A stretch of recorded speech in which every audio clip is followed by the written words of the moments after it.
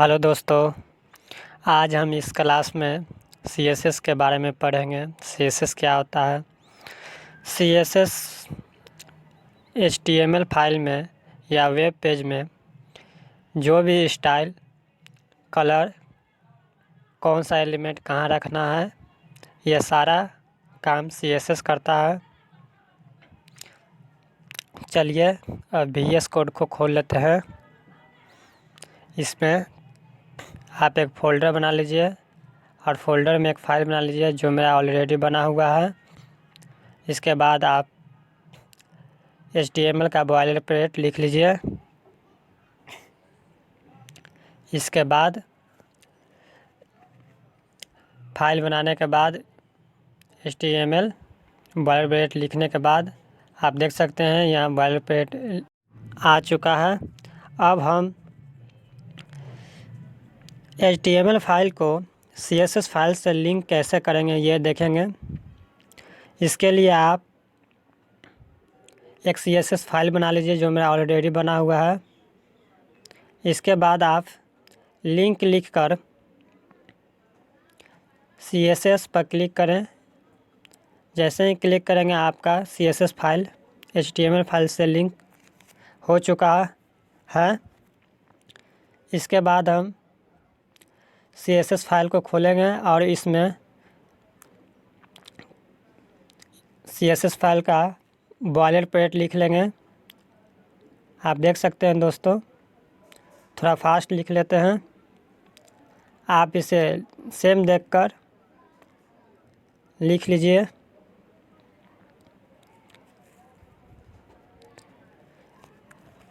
इसे लिखने के बाद ही हम इसमें कोड कर पाएंगे। प्रॉपर कोड को चलाना है तो आपको ये CSS कोड को कोड करने से पहले लिख लेना चाहिए।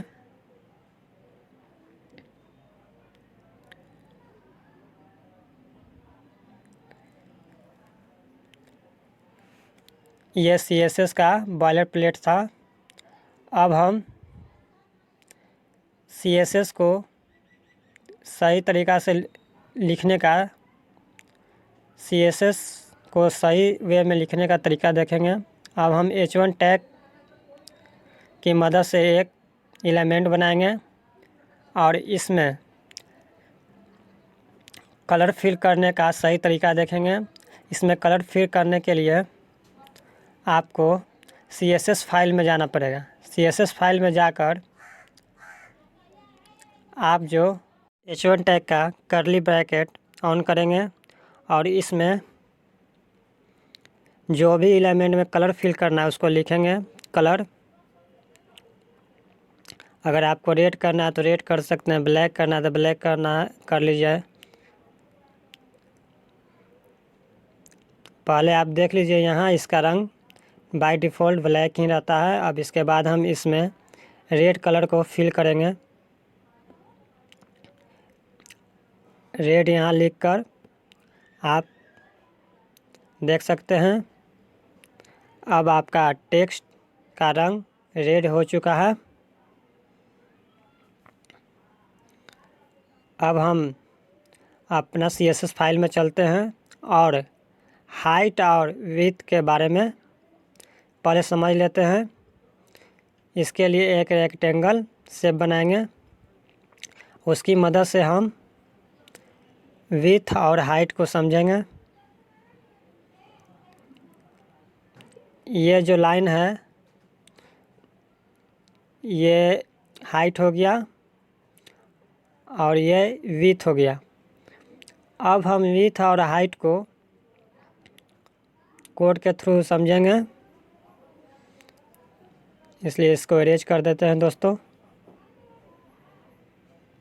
अब हम इसे कोड के थ्रू देखते हैं कि कोड के थ्रू आप अगर देखिएगा तो और आपका क्लियर हो जाएगा।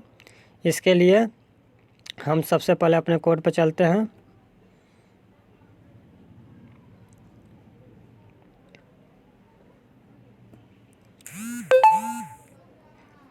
अब हम HTML फाइल में एक डिव बनाएंगे जिसके थ्रू हम हाइट और विड्थ को समझेंगे। इसे मिटा लेते हैं। HTML फाइल में आने के बाद हम इसे माय नेम को हटा लेते हैं पहले। अब हम एक डिव बनाएंगे। डिव लिखकर आप इसमें एक आईडी के नाम से बना लीजिए डिव। आप देख सकते हैं आईडी इक्वल टू आप कुछ भी लिख सकते हैं। डैम, जो मन में आएगा वो लिख सकते हैं। हम यहाँ डैम लिख लेते हैं।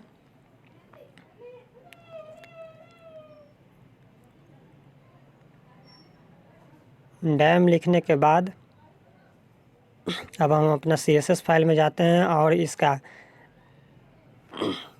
हाइट और विड्थ सेट करेंगे। इसके लिए आप #डैम लिखने के बाद हम इसका कर्ली ब्रैकेट ऑन करेंगे। इसके बाद हम इसका फुल विड्थ स्क्रीन के रिस्पेक्ट में फुल विड्थ 100% और हाइट 100% सेट करेंगे। चलते हैं, हाली इसे कर लेते हैं विड्थ 100%।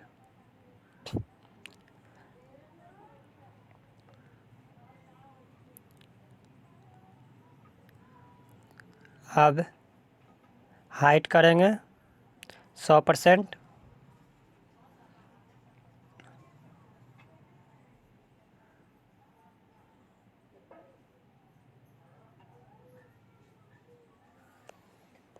इसके बाद अब हम देखेंगे यहाँ पर कुछ भी नहीं है दोस्तों, क्योंकि इसका बैकग्राउंड कलर अभी नहीं दिया है।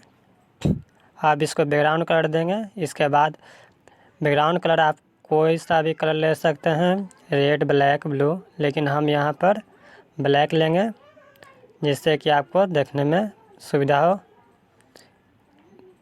फुल स्क्रीन में यह हो जाएगा। अब इसका हमको 50% अगर काटना है, इसका क्या हाइट अगर काटना है हमें 50% और विड्थ 50%, तो इसके लिए हम यहाँ 50% और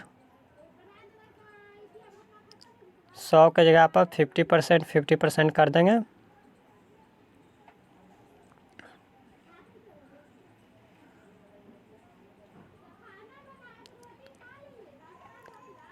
करने के बाद अब आप देख सकते हैं 50% हो चुका है।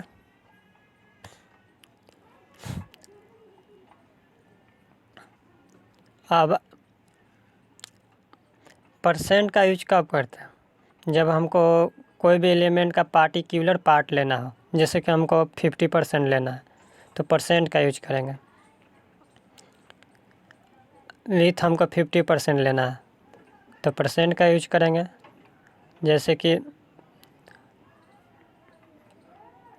इसका 50% लिए। अब px क्या होता है? px यानी पिक्सल। अगर किसी पार्टिकुलर का थोड़ा सा पार्ट लेना है तो पिक्सल का यूज कर सकते हैं।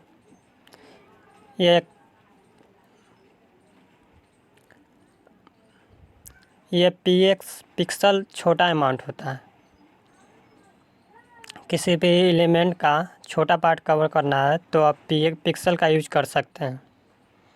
अब इसको हटाते हैं दोस्तों। अब हम मार्जिन और पेंडिंग समझेंगे।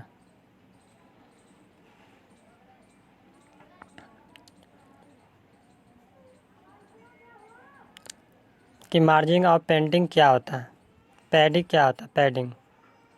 इसके लिए हम दो रेक्टेंगल बनाएंगे। मैं थोड़ा डराएंग थोड़ा ठीक नहीं है, फिर भी आप समझ लीजिए। दो एलिमेंट है, दो रेक्टेंगल है, या एलिमेंट भी बोल सकते हैं इसको आप। इसके बीच के डिस्टेंस को मार्जिन कहते हैं।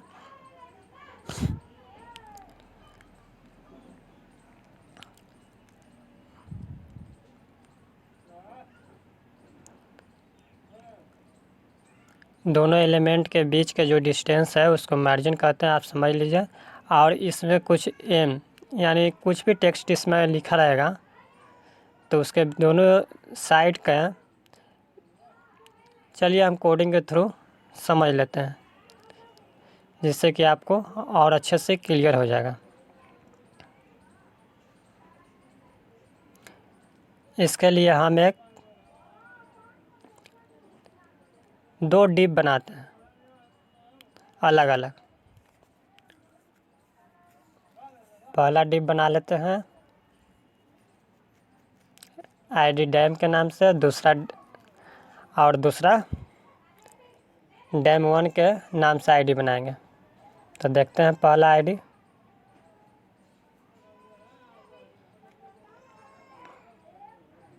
डैम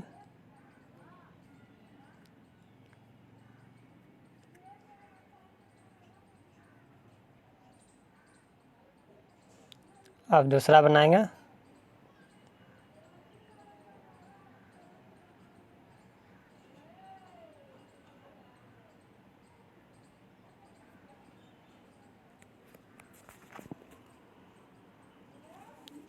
अब इसके बाद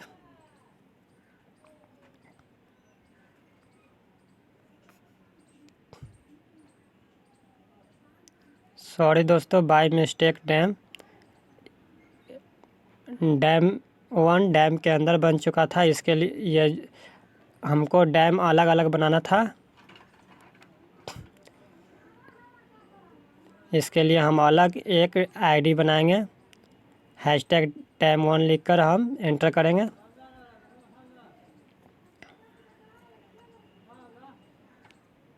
या आईडी भी आप लिखकर डैम 1 कर सकते हैं।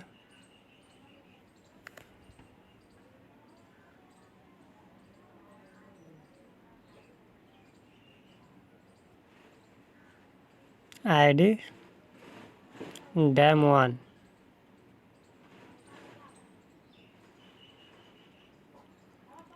अब हम CSS फाइल में चलेंगे और यहाँ से हम डैम 1 और डैम का हाइट और विड्थ सेट करेंगे। विड्थ हम ले लेते हैं डैम का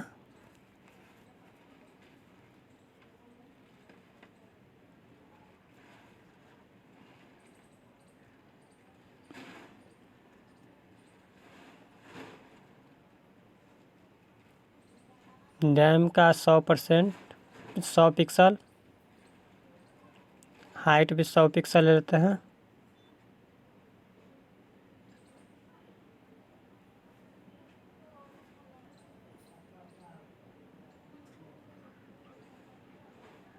हाइट हाइट इसका 200 पिक्सल के करीब रखते हैं हम।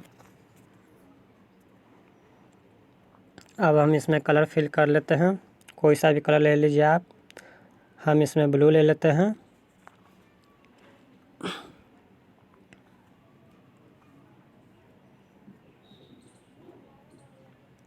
अब हम डैम 1 को हाइट और विड्थ डैम 1 का सेट करेंगे। इसके लिए आप विड्थ और हाइट आप कुछ भी ले सकते हैं, आपको जो मन करे। 100 लेना पिक्सल, 50 पिक्सल, जितना लेना है उतना ले लीजिए। हम इसका 100 पिक्सल और हाइट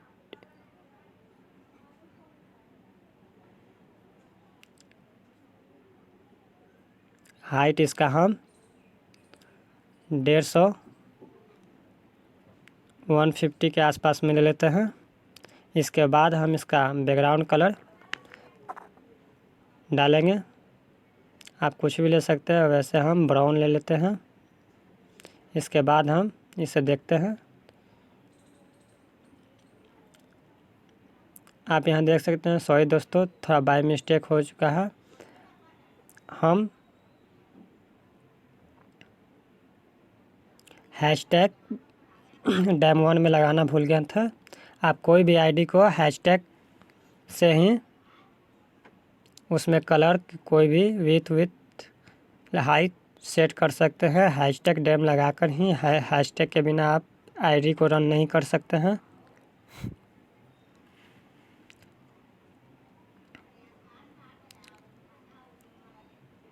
अब इन दोनों को मार्जिन के मदद से थोड़ा डिस्टेंस बनाएंगे। इसके लिए हम यहाँ लिख देते हैं मार्जिन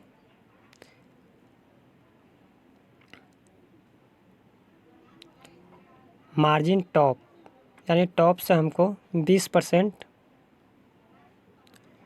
डाउन करना है। तब 20 पिक्सल लिखकर हम इसे रन करेंगे। आप देख सकते हैं 20 पिक्सल ये डाउन हो चुका है।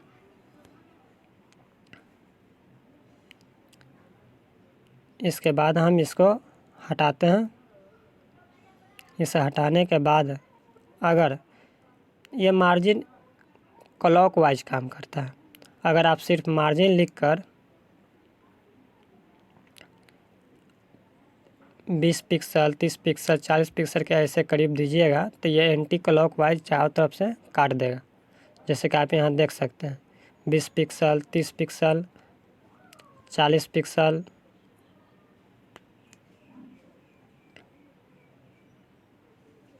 अब 50 पिक्सल, जो भी आपका मन करे वो आप दे सकते हैं। 10 पिक्सल। अब हम इसको रन करेंगे। नहीं, ओ सॉरी दोस्तों, वहाँ पर मार्जिन टॉप की जगह आप सिर्फ मार्जिन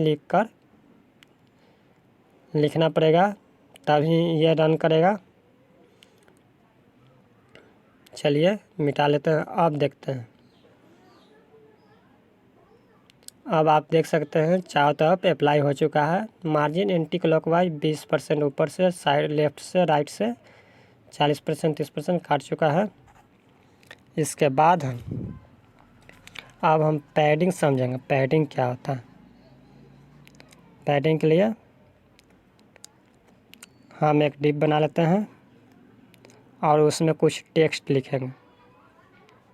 आप लॉरम के मदद से टेक्स्ट लिख सकते हैं या आपका मन करे तो आप खुद भी लिख सकते हैं, इसमें कोई प्रॉब्लम नहीं है। ऐसे मैं यहाँ लॉरम का ही यूज करूँगा। यूज कर कुछ टेक्स्ट टाइप करूँगा। डीप, अब इसके अंदर हम कुछ टेक्स्ट लिखेंगे। आईडी इज इक्वल टू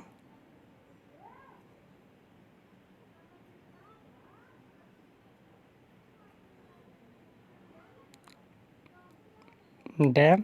अब इसमें एक लॉरम के मदद से कुछ टेक्स्ट लिख लेते हैं।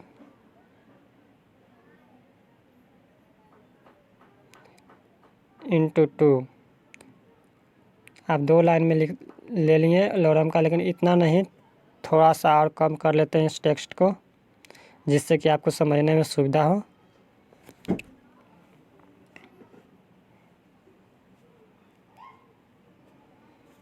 कट हो चुका है दोस्तों। अब हम CSS फाइल में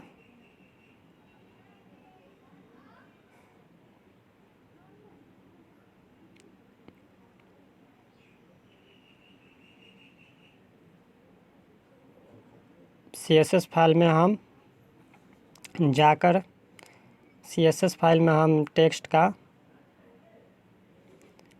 में पैडिंग का यूज करेंगे। एक्चुअल पैडिंग का यूज क्या है इसके समझने के लिए हम पहले पैडिंग लिख लेते हैं। आप पहले देख लीजिए, यहाँ जो टेक्स्ट है वह लेफ़्ट साइड में कॉर्नर में है। अब उसको हम राइट की ओर ले जाना चाहेंगे। इसे हटा लेते हैं दोस्तों पहले। अब हम टेक्स्ट को राइट की ओर मूव करना है तो क्या करना पड़ेगा, इसके लिए हमें पैडिंग का यूज करना पड़ेगा। आप देख सकते हैं इसको राइट में मूव करना है, तो इसके लिए हमें क्या करना पड़ेगा, ये जो टेक्स्ट है इसको राइट में मूव करने के लिए हमें पैडिंग का यूज करना पड़ेगा। इसके लिए हम पैडिंग टॉप लिखकर हम इसे टॉप से डाउन की ओर 20 पिक्सल डाउन करेंगे। टॉप से 20 पिक्सल नीचे की ओर डाउन करेंगे। इसके लिए हम अब देख सकते हैं ये 20 पिक्सल डाउन हो चुका। अब हम इसे लेफ़्ट की ओर मूव करना चाहते हैं, तो इसके लिए भी आप पैडिंग का यूज कर सकते हैं। पैडिंग लेफ़्ट लिखकर आप इसे लेफ़्ट की ओर मूव कर सकते हैं, जैसे कि देख लीजिए। अब इसे 20 या 110 पिक्सल आप कुछ भी लिख सकते हैं, कोई दिक्कत नहीं है। हम यहाँ 10 पिक्सल मूव करेंगे। आप देख सकते हैं ये राइट की ओर मूव हो चुका है हमारा टेक्स्ट। अब इस टेक्स्ट के चारों तरफ जो स्पेस है उसे हम पैडिंग के नाम से जानते हैं। अब आप पैडिंग और मार्जिन आप समझ चुके होंगे। अब हम बैकग्राउंड इमेज और उससे रिलेटेड चीज़ों के बारे में सीखेंगे कि बैकग्राउंड इमेज कैसे लगाया जाता है और ये रन, इसका पोजीशन, कवर, इसको कैसे करेंगे। इसके लिए सबसे पहले इस सबको हटा लेते हैं दोस्तों। इसे हटाने के बाद आप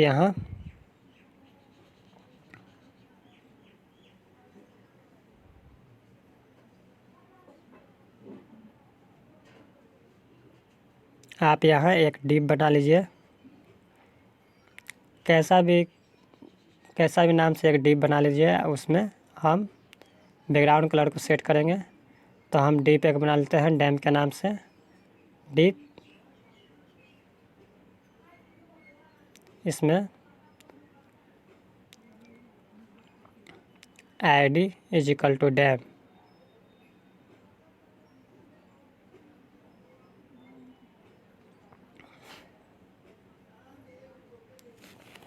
अब डिव का कोड लिखने के बाद हम CSS फाइल में चलेंगे और यहाँ इसका हाइट और विड्थ सेट करेंगे, जो कि हम इसका हाइट और विड्थ 100% रखने वाले हैं। चलिए फटाफट कर लेते हैं। विड्थ हम ले लेते हैं 100%। आप पिक्सल में भी ले सकते हैं, कोई दिक्कत नहीं है, लेकिन हमको पूरा स्क्रीन कवर करना है, इसलिए हम स्क्रीन को 100% लेते हैं। आप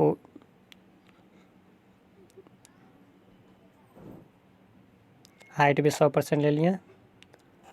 अब हम बैकग्राउंड इमेज अगर इसमें डालना है तो बैकग्राउंड इमेज का यूज करेंगे। इसके बाद UR ब्रैकेट लिख लीजिए। अब इसमें हम एक इमेज ले आके पेस्ट करेंगे। इसके लिए आप क्रोम में जाइए। क्रोम में जाने के बाद आप यहाँ से कोई भी पिक्सल को, कोई भी इमेज को ले लीजिए और इस पर क्लिक करके आप इमेज एड्रेस पर क्लिक कर लीजिए। आप इसे कॉपी करने के बाद अब हम जो इमेज टैग लिखे थे उसमें हमें इसको UR में पेस्ट कर देना है।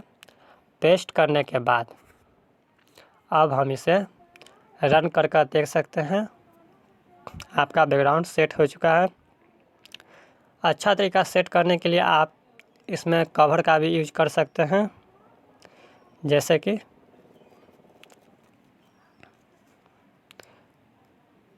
यहाँ पर हम बैकग्राउंड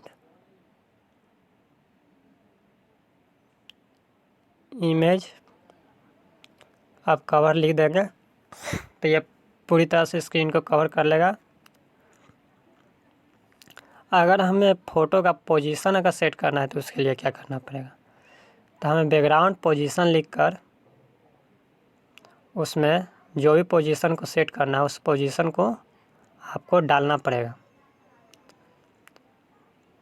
हम यहाँ बैकग्राउंड साइज लिखना पड़ेगा। साइज लिखकर हमको कवर लिखना पड़ेगा।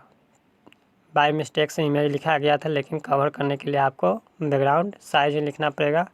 अब ये आपके बैकग्राउंड को कवर कर लिया। अब इसका कौन सा पार्ट आपको इसमें सेट करना है वो हम अभी जो थोड़ा देर पहले बोले थे बैकग्राउंड पोजीशन, उसका हम यूज करेंगे यहाँ पर। अब हम यहाँ बैकग्राउंड पोजीशन लिखकर इमेज का जो भी पार्ट को लाना है उसे हम बैकग्राउंड इमेज टैग के मदद से कर सकते हैं। इसके लिए हम लिखते हैं बैकग्राउंड पोजीशन। अब हम यहाँ इसमें डाउन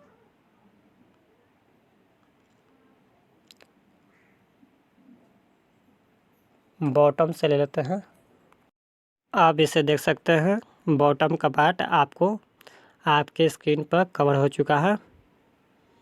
अब हम इमेज को कैसे सेट करना है यह हम देख चुके हैं। अब इसे हम हटा लेंगे। इसके बाद हम पोजीशन एब्सोल्यूट समझेंगे कि ये क्या होता है, इसका क्या यूज है। पोजीशन एब्सोल्यूट का यूज हम कोई भी एलिमेंट को उठाने के लिए करते हैं। इसे हम कोड के थ्रू अच्छे से समझेंगे। इसके लिए हम 3 आईडी या डिप बनाएंगे। पहला डैम बन चुका है। अब हम दूसरा डैम 1 बनाएंगे डिप। तो आप हैशटैग डैम 1 के से भी हैशटैग डैम 1 लिखेंगे तो वह अपने आप डिप बन जाएगा। अब हैशटैग 2 लिखकर एंटर जैसे ही मारेंगे दूसरा हमारा आईडी बन चुका है या डिप बन चुका है। अब हम CSS फाइल में जाकर इन तीनों का हाइट और विड्थ सेट करेंगे।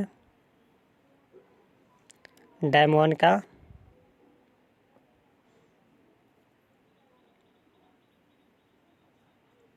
100 पिक्सल या आप कितना भी लेकर सेट कर सकते हैं, इसमें कोई दिक्कत वाली बात नहीं है।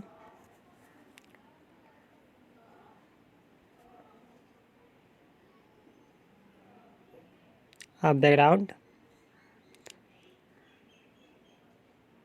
आप बैकग्राउंड कलर कुछ भी ले सकते हैं, आपको जो मन करे। हम यहाँ पर इसे ना लेकर हम रेड ले लेते हैं जो कि आपको अच्छे से क्लियर दिखाई पड़े, जो कि आपको ऐसे यह अच्छे तरीक़ा से समझने में हेल्प करेगा। अब हम डैम 1 को लेते हैं, हैशटैग डैम लिखेंगे। इसके बाद इसका कर्ली ब्रैकेट ऑन करेंगे, इसमें विड्थ हाइट को सेट करेंगे, फिर इसका कलर डालेंगे। आप सेट कर लीजिए। हम इसका विड्थ 120 पिक्सल ले लेते हैं। इसका हाइट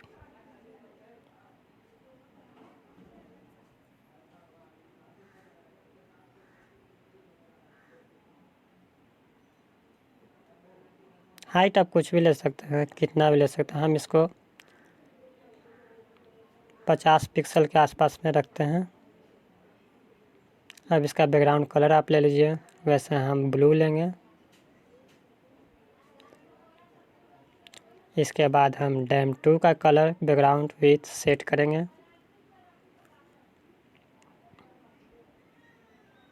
चलिए दोस्तों हाल कर लेते हैं। हैशटैग डैम 2 लिखकर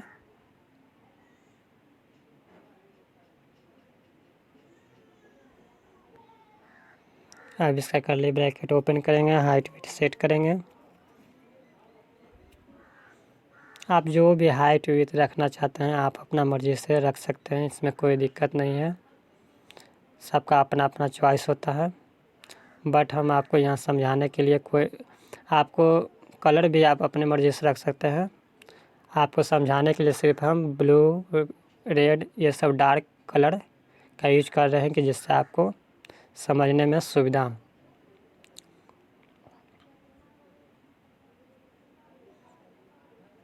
हाइट को भी ले लेते हैं 100 पिक्सल। अब हम बैकग्राउंड कलर को सेट कर लेंगे।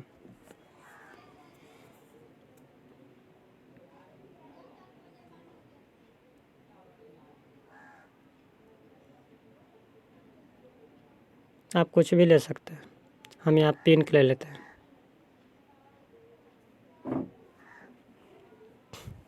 अब हम इसे देखते हैं। आप देख सकते हैं मेरा ब्लू वाला थोड़ा छोटा हो चुका है।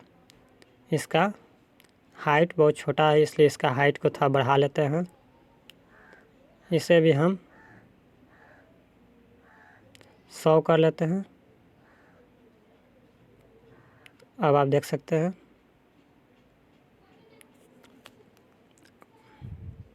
अब हम इसमें से एक एलिमेंट को उठाएंगे, बीच वाला को उठाएंगे तो ये पिंक मूव कर जाएगा ब्लू के साइड में। इसके लिए हम यहाँ पर डैम 1 में पोजीशन एब्सोल्यूट का यूज करेंगे। पोजीशन एब्सोल्यूट को जैसे ही हम इसमें लिखेंगे, ब्लू वाले एलिमेंट को उठा देगा, और वो जैसे ही उठेगा आपका डैम 2 ब्लू का जगह को कवर कर लेगा। आप देख सकते हैं कवर कर लिया है, पिंक ब्लू के नीचे जा चुका है। इसी को अब जो जिस एलिमेंट को उठाया है उसी को हम पोजीशन एब्सोल्यूट करते हैं। अब हम रेड को उठा कर देखते हैं। इसे हटा लेते हैं।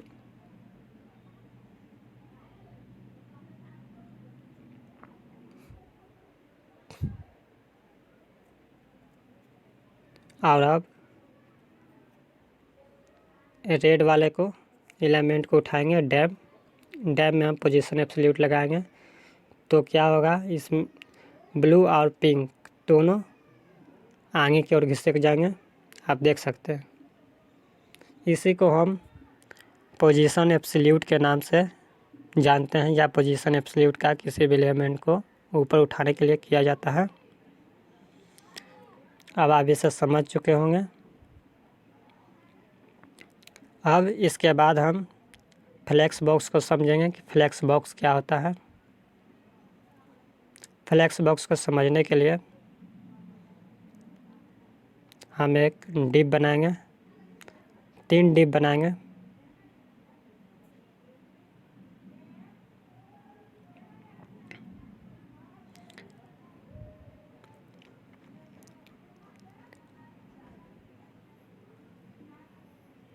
फ्लेक्स बॉक्स रैंडम या हाइट की दिशा में ही होता है। अगर कोई भी एलिमेंट 3 एलिमेंट को बनाकर हम उसको अगल बगल करना चाहते हैं तो हम फ्लेक्स बॉक्स का यूज करते हैं। सबसे पहले इसको हटा लेते हैं या इसको एडजेक्टिव छोड़ देते हैं, सिर्फ पोजीशन एब्सोल्यूट को हटा लेते हैं।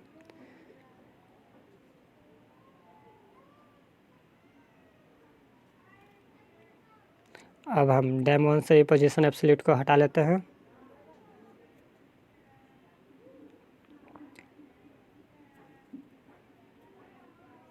इसके बाद HTML फाइल में जाते हैं। आप इसे देख सकते हैं, फ्लेक्स बॉक्स रेंडम या बाय डिफ़ॉल्ट इसी प्रकार रहता है। अब ये तीनों एलिमेंट को अगल बगल करना है तो हमें फ्लेक्स बॉक्स का यूज करना पड़ेगा। इसको हम कोड के थ्रू भी समझेंगे, पहले ड्राइंग के थ्रू समझ लेते हैं कि फ्लेक्स बॉक्स में विड्थ और हाइट पर काम करने के लिए क्या करना पड़ता है। इसके लिए फ्लेक्स बॉक्स अगर बनाएंगे तो इमेजिनरी 2 लाइन बनाते हैं, एक विड्थ के लिए एक हाइट के लिए। आप देख सकते हैं यहाँ ड्राइंग के थ्रू।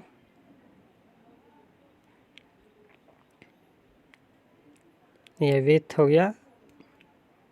अब हाइट,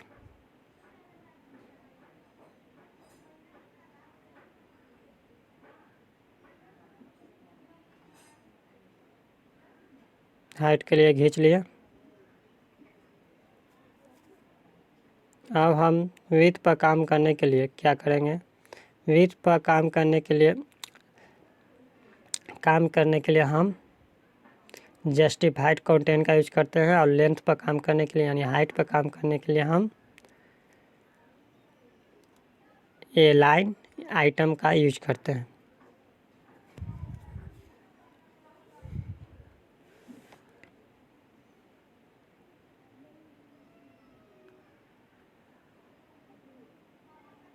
जे से जस्टिफाइड, विथ पर काम करने के लिए, और हाइट पर काम करने के लिए अलाइन आइटम। अब हम इसे कोड के थ्रू समझेंगे। इसे हाल इरेज कर लेते हैं दोस्तों। अब हम अपने कोड पर चलेंगे।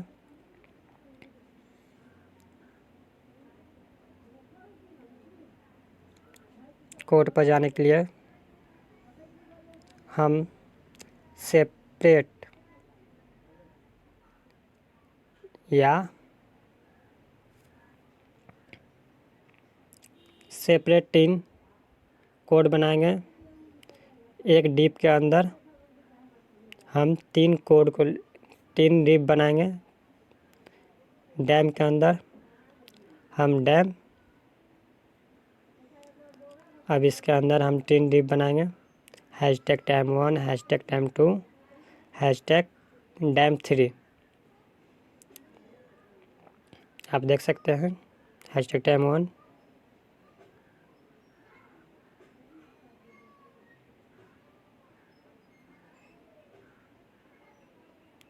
अब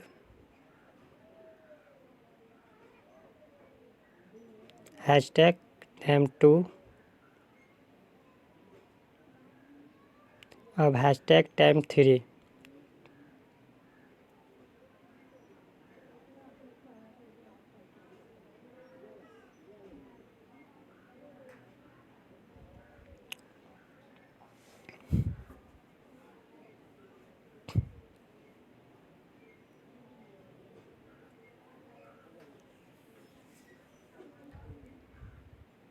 अब हम सबका हाइट और विड्थ को सेट कर लेते हैं।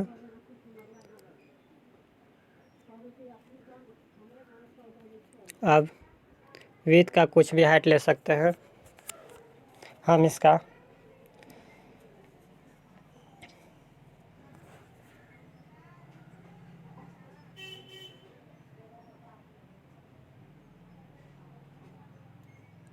इसे 500 पिक्सल हाइट को ले लेते हैं। इसके बाद हम बैकग्राउंड कलर को लेंगे। बैकग्राउंड कलर आप कुछ भी रख सकते हैं। ऐसे हम ग्रे रखेंगे, नहीं इसे हटा लेते हैं, ग्रे करेंगे इसे कि आपको देखने में सुविधा हो। अब हम इसे ग्रे लिखेंगे।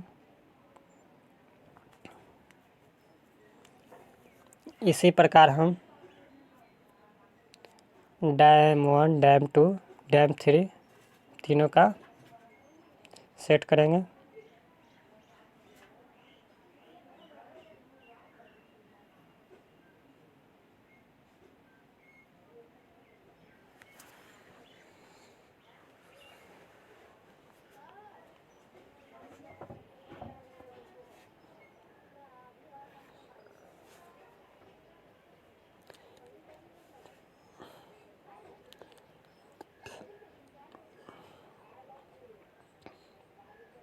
dam1 इसे कर लेते हैं। इसका हाइट विड्थ आप बदल लीजिए, जितना भी रखना है आपको रख लीजिए।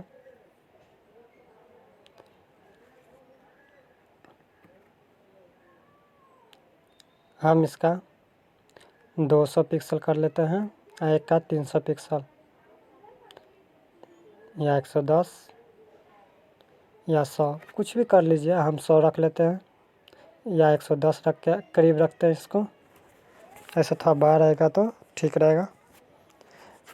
इसके बाद हम इसका बैकग्राउंड कलर कुछ भी ले लेते हैं। रेड ही रख लेते हैं इसको, नहीं तो आप कोई भी कलर चूज कर सकते हैं। हम इसको ब्लू में ले लेते हैं, ठीक है। अब हम dam2 बनाएंगे।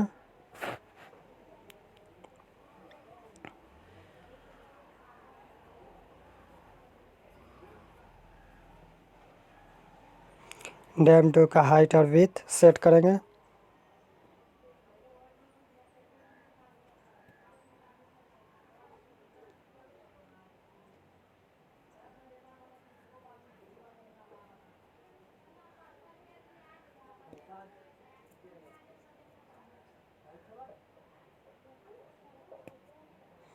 यहाँ डैम 3 लिख लेते हैं, टाइम 2 लिख लेते हैं। इसके बाद हम इसका हाइट विड्थ सेट करेंगे।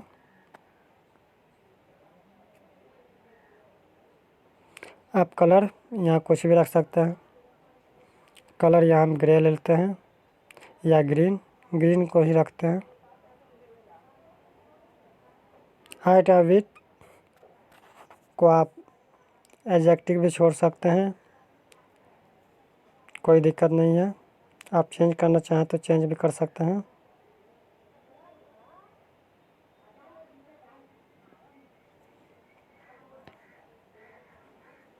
हम इसको ऐसे ही छोड़ देते हैं।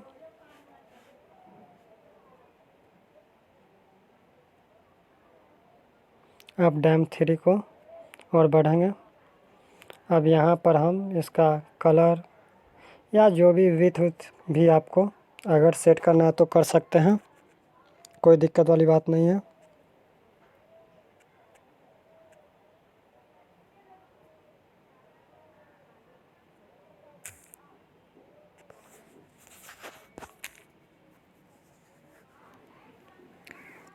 अब हम इसे लाइव देख सकते हैं।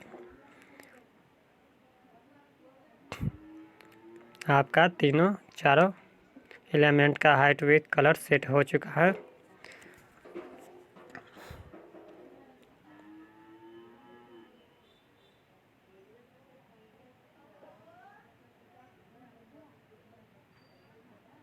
आप देख सकते हैं कि फ्लेक्स बॉक्स में एलिमेंट बाय डिफ़ॉल्ट हाइट के वेब में ही आता है, बट हम इसको अगल बगल करने के लिए हम अपने CSS फाइल में इसके पेरेंट ग्रे वाले को पेरेंट कर रहे हैं। इसके पेरेंट में हम डिस्प्ले फ्लेक्स जैसे ही लिखेंगे वह अगल बगल में आ जाएगा। जैसे आप देख सकते हैं यहाँ डिस्प्ले फ्लेक्स लिखेंगे, डिस्प्ले फ्लेक्स अब हम लिखेंगे जैसे ही वो अब अगल बगल में आ चुका होगा, आप देख सकते हैं। अब हम इसे सेंटर में करना चाहते हैं तो क्या करना पड़ेगा। इसके लिए हमें आपको बताए थे विड्थ पर काम करने के लिए जस्टिफाइड कंटेंट का यूज होता है, और लेंथ पर यानी हाइट पर काम करने के लिए आपको अलाइन आइटम का यूज करना पड़ेगा। तो हम यहाँ विड्थ पर कर रहे हैं, विड्थ को में सेंटर पर करेंगे तो इसलिए हम जस्टिफाइड का यूज करेंगे। आप देख सकते हैं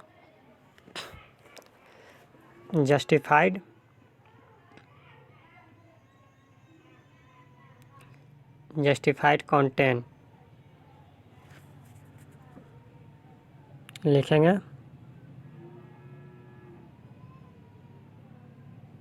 जस्टिफाई। मेरा टाइपिंग तो स्लो है दोस्तों। अब हम यहाँ पर सेंटर लिख देंगे, आप देख सकते हैं अभी सेंटर पर नहीं है, लेकिन जैसे ही हम जस्टिफाइड कंटेंट में सेंटर मारेंगे यह सेंटर में आ जाएगा।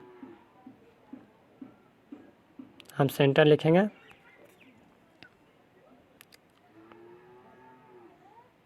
अब यह सेंटर में आ जाएगा, आप देख सकते हैं।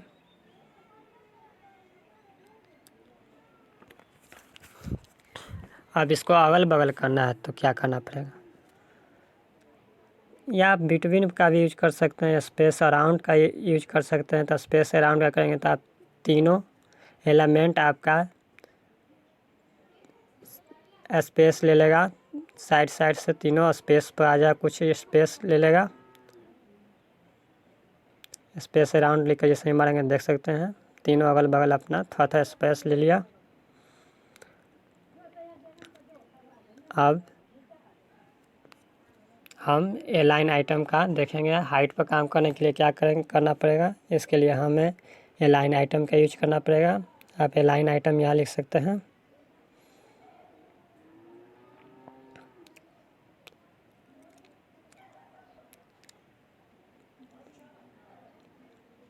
सेंटर नहीं आया, अरे क्यों नहीं आया दोस्तों, चलिए देखते हैं फिर से कोड में। ओ सॉरी दोस्तों, यहाँ अलाइन आइटम की जगह पर अलाइन कंटेंट लिख लिए हैं, जो कि बाय मिस्टेक से लिखा गया है। अब हम इसे हटाकर आइटम लिखेंगे, कंटेंट को हटाकर।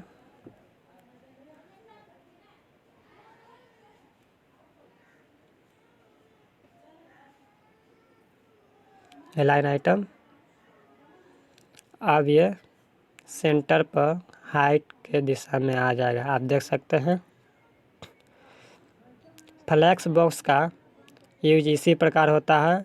किसी भी हम पेरेंट के अंदर किसी भी एलिमेंट को सेंटर पोजीशन या सेपरेट या अगल बगल करना है तो हम फ्लेक्स बॉक्स का यूज करते हैं। उम्मीद करते हैं दोस्तों कि आपको मेरा वीडियो पसंद आया होगा, आपको यह CSS क्लास समझ में आया होगा।